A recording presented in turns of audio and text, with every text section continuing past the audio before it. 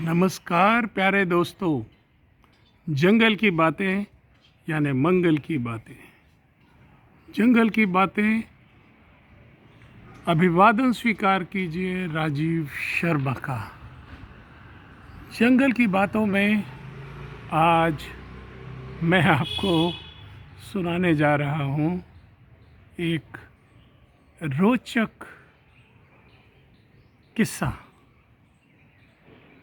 हुआ यूँ, ये बात है 2003 की, यानी अब से पूरे 21 साल पहले की। तो प्यारे दोस्तों, हुआ ये था कि अब से 21 साल पहले जब मैं नरसिंहपुर में जिला पंचायत का मुख्य कार्यपालन अधिकारी हुआ करता था, तब की दास्तान है ये। तो हुआ यूँ कि मैं भोपाल से सीओज कॉन्फ्रेंस में भाग लेने के बाद अपनी सरकारी एम्बेसडर कार से और वापस लौट रहा था नरसिंहपुर के लिए। और लौटते समय भोपाल से अब्दुल्लागंज से देवरी, उस मार्ग से लौटते हुए जब राजमार्ग आने वाला था तो वहीं पर रास्ते में गांव पड़ता है मदनपुर और एक गांव पड़ता है ढिलवार।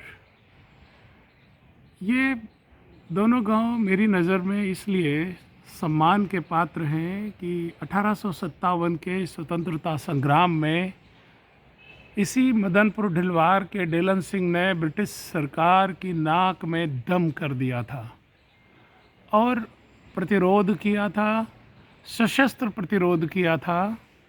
और भले उस प्रतिरोध में ब्रिटिश सत्ता ने उन्हें नष्ट, लेकिन कम से कम वो झुके नहीं, रुके नहीं और आखिरी सांस तक ब्रिटिश हुक्मरानों की नाक में दम किए रहे। तो इसलिए जब भी मैं उधर से निकलता हूँ तो गोंडवाना के वीर ढेलन सिंह और उनके साथियों की स्मृति में मेरा सिर श्रद्धा से झुका रहता है। तो 2003 की उस शाम थोड़ा सा धुंधल हो चला था। मेरे ड्राइवर श्री पटेल सरकारी गाड़ी को बढ़िया लाल बत्ती चमकाते हुए चले जा रहे थे और जब हम मदनपुर ढिलवार के पास आए तब अचानक मेरी निगाह पड़ी कि सड़क के किनारे एक शानदार टाइगर खड़ा हुआ है, एक बाघ खड़ा हुआ था प्यारे दोस्तों। और वो बाघ युवा बाघ था।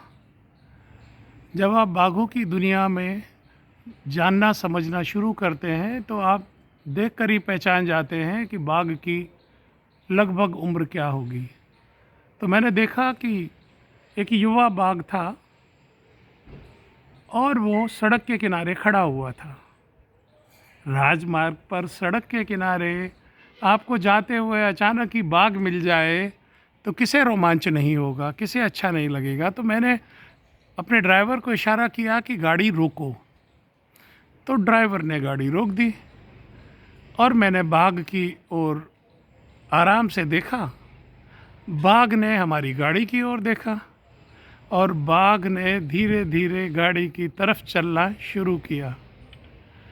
अब मुझे लगा कि मैं अकेला क्यों आनंद लूँ, तो मैंने पटेल को कहा, पटेल वो देखो वहाँ बाघ खड़ा है।